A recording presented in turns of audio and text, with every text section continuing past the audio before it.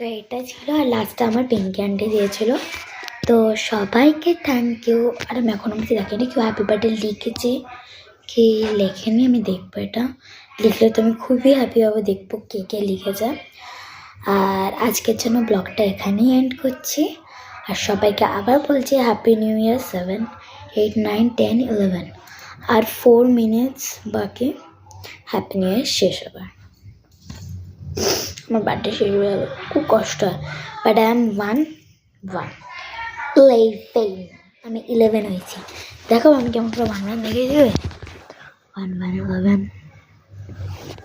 আগে এমন ছিলাম, এখন এমন। তারপর কোন দিন 2 এমন হবো, 2টা দেখি কেমন করে করবো।